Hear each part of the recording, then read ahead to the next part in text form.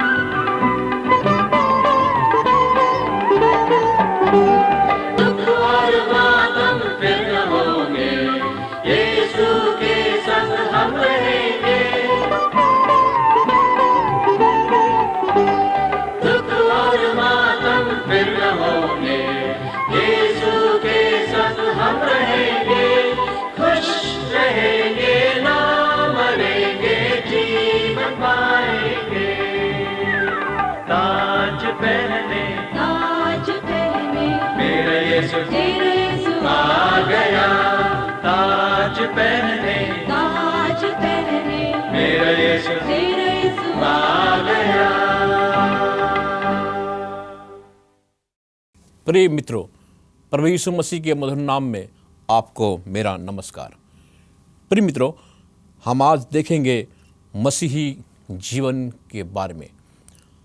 हम देखते हैं कि आज इस पृथ्वी पर मसीही जीवन की चर्चा केवल नाम मात्र रह गई है। लोग मसीही हैं, लेकिन परमेश्वर हमारे जीवन में एक नयापन चाहता है। परमेश्वर चाहता है कि हम केवल नाम के मसीही ना रहें, लेकिन हमारे जीवन से एक ऐसी सुगंध निकले, एक ऐसी ज्योति निकले, इसको देखकर दूसरे लोग परमेश्वर की जो स्वर्ग में है उसकी बड़ाई कर सके। मेरे मित्रों, हम देखते हैं कि हम इस पृथ्वी पर रहते हैं और इस पृथ्वी पर शैतान का राज है, एक अंधकार का राज है और इस पृथ्वी पर मसीही जीवन जीना एक कठिन सा लगता है। लेकिन बाइबल हमसे कहती है, परमेश्वर हमसे कहता है कि हमारा जीवन मसीह के साथ लिपटा रहे। पौलुस कहता है कि मैं मसीह में रोज मरता हूँ और मसीह में मैं जीवित होता हूँ।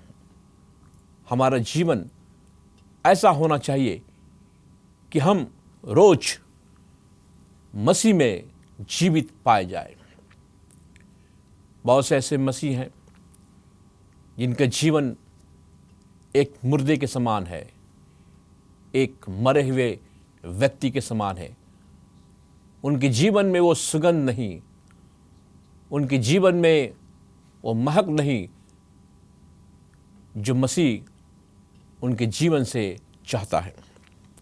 मेरे मित्रों, हम यहाँ देखते हैं बाइबल में कुलिस्सियों जो नए नियम में है उसका 3 और पहला वचन में, यहाँ बाइबल के लेखक लिखते हैं, अतः जब तुम मसीह के साथ जिलाए गए।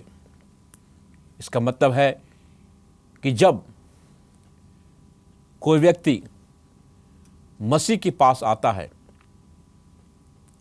और मसीह उसके पाप को अपने ऊपर लेता है और परमेश्वर उसको अपने सफ़ेद लिबास से ढांकता है ताकि वो व्यक्ति एक संपूर्ण निष्कलंक जीवित व्यक्ति बन जाए मसीह में। इसलिए बाइबल यहाँ कहती है कि जब तुम मसीह के साथ जिलाए गए। इसका मतलब यह है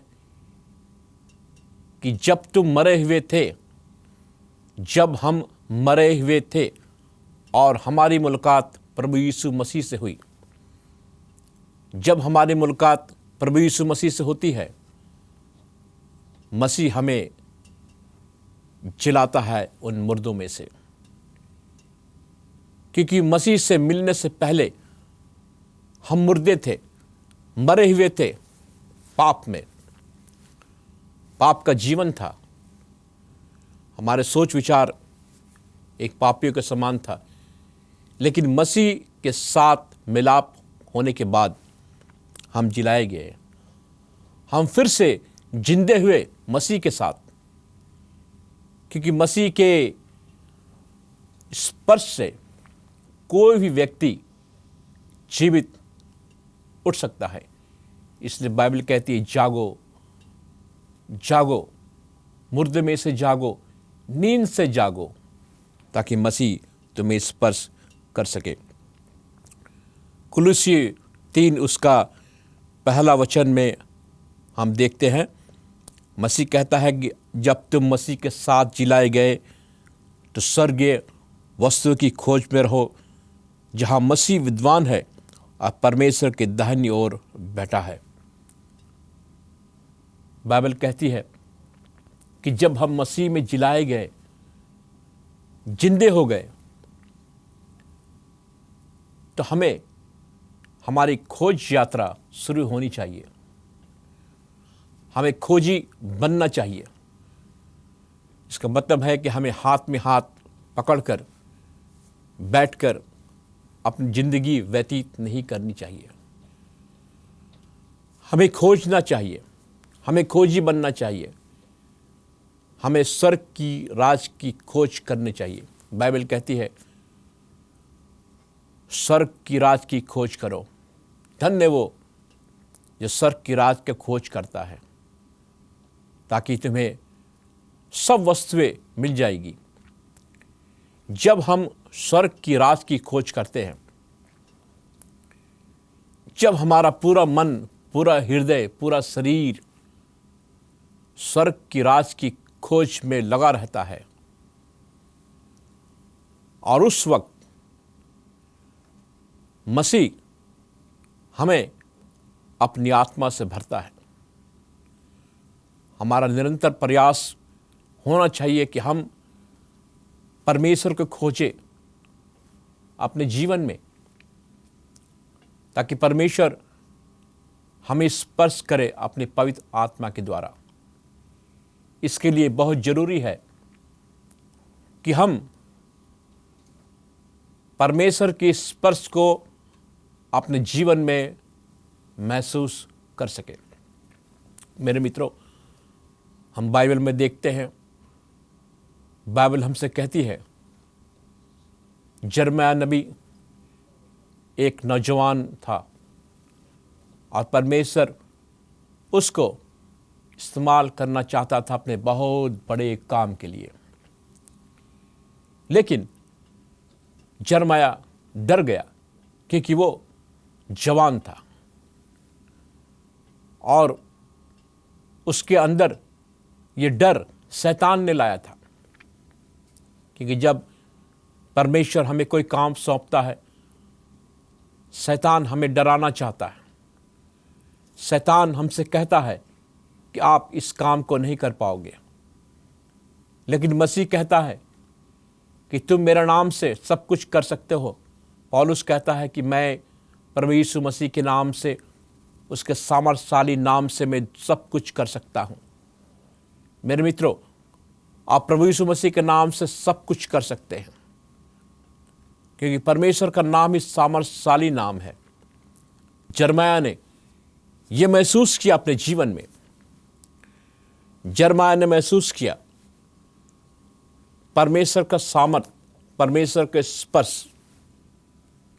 और परमेश्वर उससे कहता है कि हे यिर्मयाह, डर मत, मैं तेरे साथ हूं।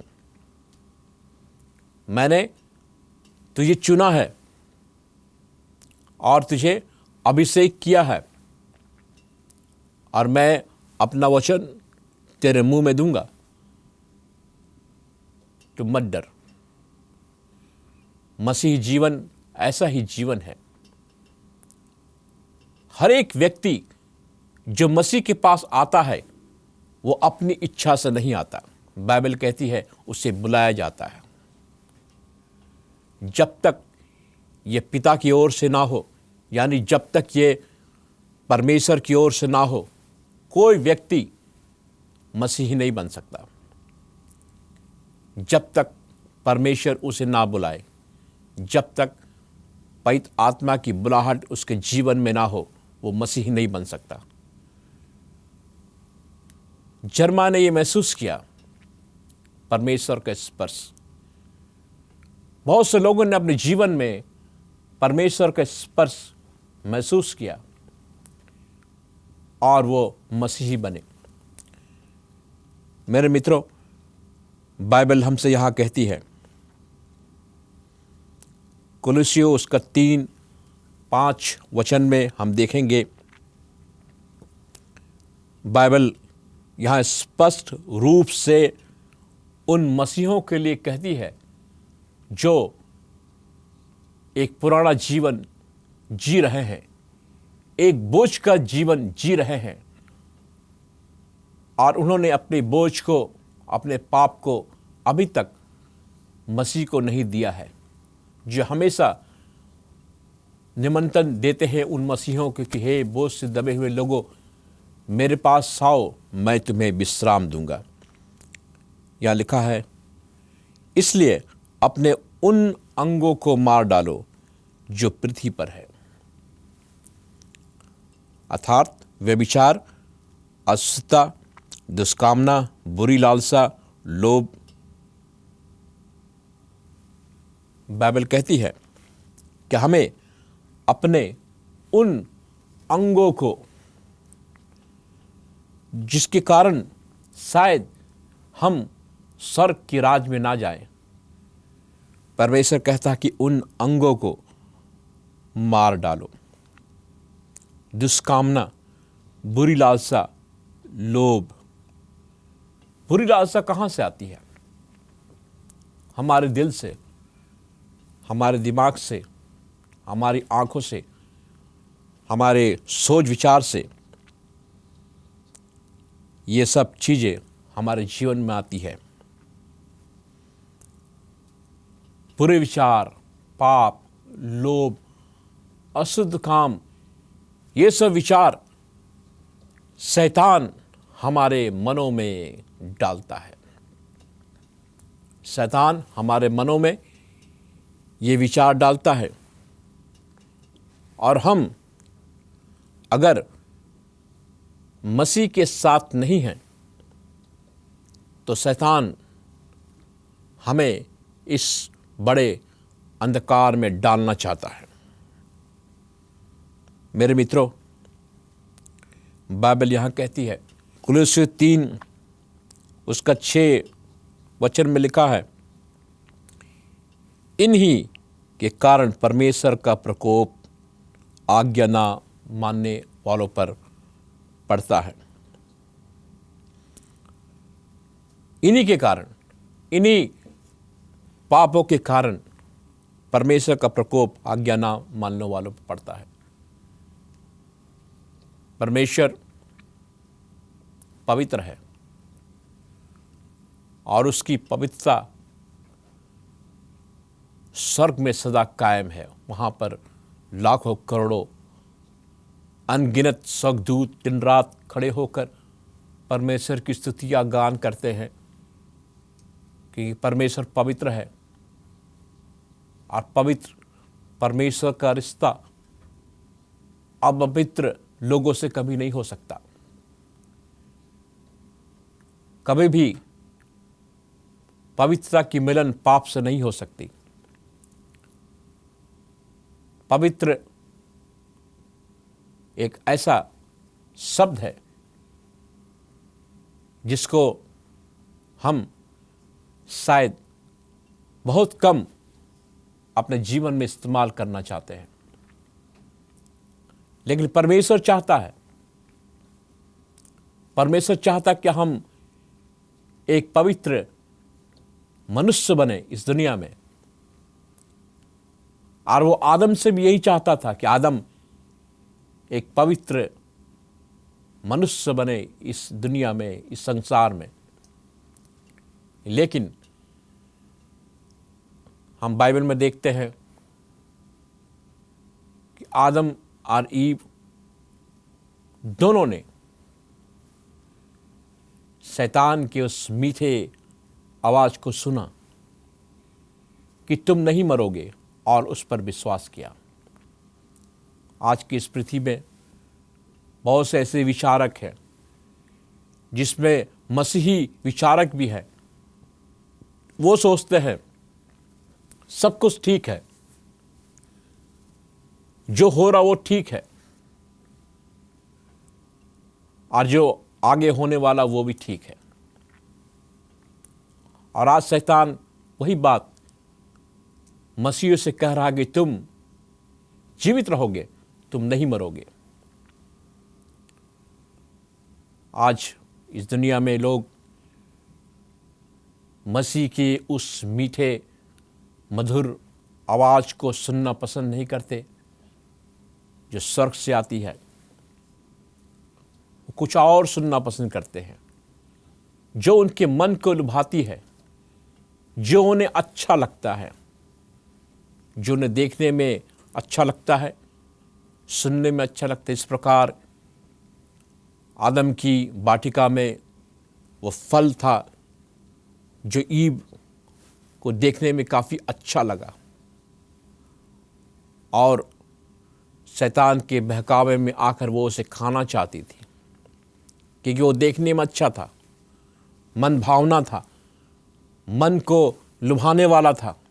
आज भी मेरे दोस्तों, हमारे जीवन में, आपके जीवन में शैतान ऐसी परीक्षाएं लाता है कि जो मन को लुभाने वाली होती है, जो मन को आकर्षित करती है, जो आंखों को आकर्षित करती है, और मनुष्य उसके गर्त में गिरता जाता है और अंत में उसकी मृत्यु हो जाती है। मेरे मित्रों, मैं आपको बताना चाहता हूँ आज कुलुस्सी 3 उसका 7 वचन में हम देखते हैं कि तुम भी जब इन बुराइयों में जीवन बिताते थे तो इन्हीं के अनुसार चलते थे, पर अब तुम भी इन सब को अर्थात क्रोध, रोष, वैरभाव, निंदा, मुंह से गालियां बकना, ये सब बातें छोड़ दो। बाइबल हमसे कहती थी एक समय था जब तुम इस प्रकार के जीवन बिताते थे जहां बुराइयां थी, लेकिन अब जब तुम्हें मसीही मिल गया तो अपने वो सब पुरानी आदतें जो तुम्हारे अंदर थी उसको छोड़ दो। क्रोध करना, क्रोधित होना शैतान का एक बड़ा हथियार है। क्रोध, आज पूरा संसार इस जाल में फैला हुआ है। मनुष्य आज इस आधुनिक युग में क्रोध का शिकार है।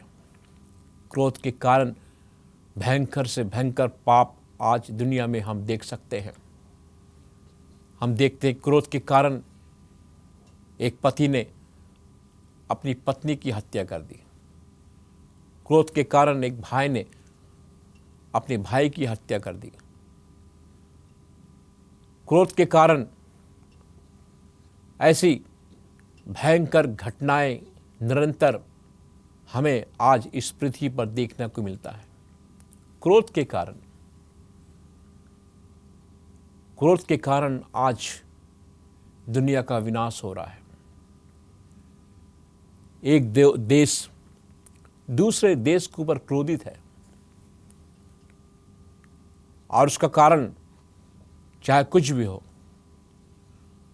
हम देखते हैं कि क्रोध एक ऐसी भयंकर बीमारी का रूप इस दुनिया में ले रहा है, और जिसके पीछे शैतान का सबसे बड़ा हाथ है। क्रोध के द्वारा आज दुनिया बर्बाद हो रही है। लाखों करोड़ों घर आज बर्बाद हो रहे हैं क्रोध के कारण। हम देखते हैं बाइबल में क्रोध एक ऐसा शब्द है जो मनुष्यों को दीमक की तरह खा रहा है। अगर हम देखेंगे, अगर हम सोचेंगे क्रोध के बारे में, चिकित्सक कहते हैं क्रोधित व्यक्ति सबसे ज्यादा उच्च रक्तचाप का शिकार होता है।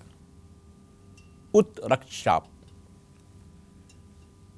और इस भयंकर बीमारी से ग्रसित होकर वो मर भी सकता है। क्रोधित व्यक्ति सबसे ज़्यादा जल्दी उसकी मृत्यु होती है क्योंकि उसका दिमाग जो है भ्रष्ट हो चुका होता है। निंदा करना, बैरभाव करना, एक दूसरे के साथ झूठ बोलना, ये सब मसीहों के बीच नहीं होनी चाहिए। आइए हम एक और पद देखते हैं। कुलोसियन 3 उसका 12 वचन में यहाँ लिखा है, इसलिए परमेश्वर के चुने हुओं के समान जो पवित्र और प्रिय है, बड़ी करुणा और भलाई, दीनता, नम्रता, सहनशीलता धारण करो। बड़ी करुणा, एक तरफ क्रोध और एक तरफ करुणा। क्रोध भलाई, दीनता, नम्रता, सहनशीलता। परमेश्वर आपके क्रोध को ठीक कर सकता है। अगर आप क्रोधित हैं, जो शैतान के सबसे बड़ा हथियार है, आप नया जीवन नहीं जी सकते। क्रोध के कारण मनोवैज्ञानिक कहते हैं कि हमारी बुद्धि भ्रष्ट हो जाती है। सोचने की जो विचारधारा है, जो परमेश्वर ने हमें दिया है, एक मस्तिष्क, इसके द्वारा हम सोच सकते हैं। एक स्वतंत्र विचार हमारे अंदर है, और ये विचार जो परमेश्वर हमें देता है अपने इस पवित्र शास्त्र बाइबल में, वो विचार हमारे मस्तिष्क में होनी चाहिए। लेकिन अगर हमारा मस्तिष्क, जिसे मैंने आपको अभी बताया, अगर हमारा मस्तिष्क के अंदर हर एक प्रकार की बुराई, लोभ, क्रोध, घृणा, लालसाएं, पाप करने की प्रक्रिया, दूसरों को नीचा दिखाने का स्वभाव या घमंड, अपने अंदर दूसरों को नीच समझना, ये सब सबसे पहले हमारे दिमाग में ये विचार आते हैं और वो घर कर जाते हैं। और मसीह इस चीज़ को मिटाना चाहता है। मसीह चाहता कि हम इन विचारों को अपने मन में ना लाएं, लेकिन ये कठिन कार्य है। इस कार्य को आप अपनी शक्ति से नहीं कर सकते। इस कार्य को केवल मसीह कर सकता है, क्योंकि हम लाचार हैं। मनुष्य कमजोर है, उसके अंदर कमजोरियां हैं, लेकिन परमेश्वर आपको शक्तिशाली बना सकता है। आपकी कमजोरियों को वो लेकर, अपने ऊपर लेकर, अपनी महिमा के द्वारा आपको आशीषित कर सकता है, आपको एक नया जीवन दे सकता है। मेरे मित्रों, परमेश्वर आपका सहारा है। परमेश्वर आपको एक नया जीवन दे सकता है, आपके जीवन को बदल सकता है, क्योंकि वो आपसे प्रेम करता है। क्यों ना आप आज इस वक्त, इस समय अपना जीवन मसीह को दें, क्योंकि मसीह आपका सहारा है। आइए हम प्रार्थना करें।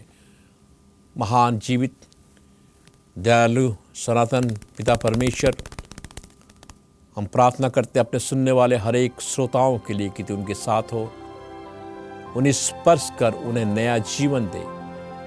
वे बचना चाहते हैं, वो तेरी आवाज़ को सुनना चाहते हैं प्रभु, लेकिन शैतान नहीं चाहता कि वो तेरी आवाज़ को सुने।